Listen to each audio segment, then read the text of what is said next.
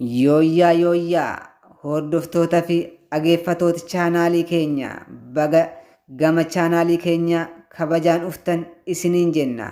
Har'a barumsa ajaa'ibaa tokko isiniif dhufnee jirra. Aappilikeeshinii hedduu bareedaa ta'e tokko isiniif dhufnee jirra. Aappilikeeshiniin kun aappilikeeshinii faayidaa guddaa isinii qabudha. Aappilikeeshiniin kun yoo hattuun moobaayilii keessan hatte aappilikeeshinii suuraa isaatii fi iddoo namni sun jiru isin garsiisudha. Aappilikeeshiniin kun kana qofaa miti. Namni tokko moobaayilii keessan iccitii isaa ilaaluudhaaf yoo inni tuttuqe aappilikeeshinii suuraa isaa kaasee isin garsiisudha. Aappilikeeshinii kana isin garsiisaa na hordofa.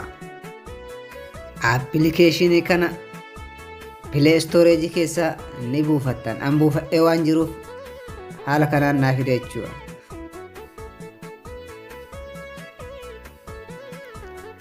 Akkana nuu baasa. Okay gootan aktiif gootan isa tokko ofirra jiru isa bakkee tana okay gootan. Haala kanaan nuu fide. Haala kanaan yeroo nuu fide next jettaniin isin next jedhu tana okay gootan. Next kana okay gootan jechuudha. Kunoo haala kanaan nuu fida.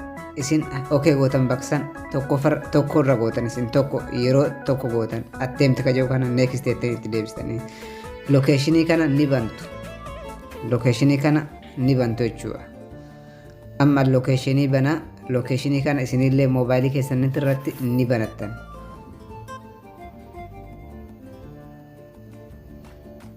Kunoo ni bantan lokeeshinii kana akkana gootan jechaadha.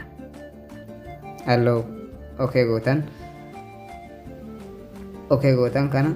kanas okay gootanii halloo jettaniin haala kanaan nuu fida iimeelii isinii fida jecha iimeelii keessan kanarratti okay gootan. Kunoo akka haala kanaan nuu fida successful ta'e jechuudha. Amma next ka jedhu kana dhuyitan. Amma kaameraa fi storage isaa ni banna jechaadha. Kunoo baneera. Amma kun haala kanaan isinii fide. Isin immootu isa lammaffarra jiru kana dhuyitan jechaadha.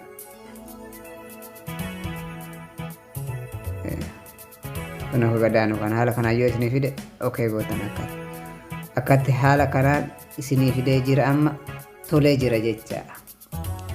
Amma moobaayilli keenya eegumsa jabaa qaba jechuudha. Ni kaaftu amma asirra. Amma moobaayilii kiyya akkaataa kanaan tartiiba kanaan isin garsiisa jechaadha. Haala kanaan isinii fide kuna ilaala. Amma moobaayiliin keenya sakkuurri ta'ee jira. Moobaayiliin keenya sakkuurri ta'ee jira. Haala kanaan eegumsa wardiyaa cimaa qaba jechuudha.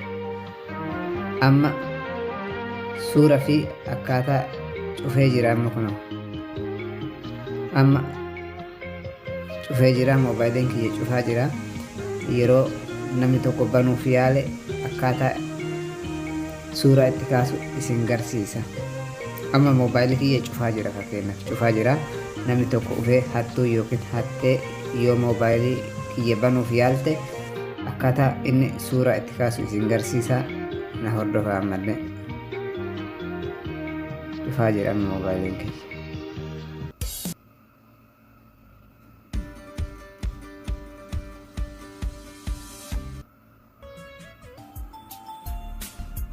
Kalaas amma takkitti waan tuqeef kaasee jira suuraa kaasee jira.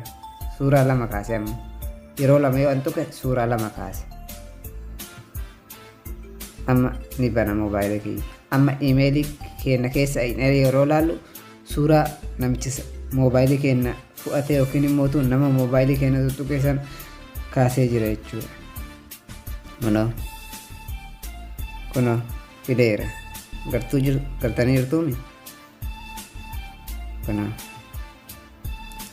haala kanaan suuraa nama moobaayilii keenyaa ta'e amma nama moobaayilii keenya fuudhee akkatti nuu fidachaa. Iddoo inni jiru wajji Kunoo amma suuraa naa baasaa jira. Kunoo suuraa naa baasee jira jechaadha. Kunoo bakka inni jirullee maappii iddoo jirullee na agarsiisa jechaadha.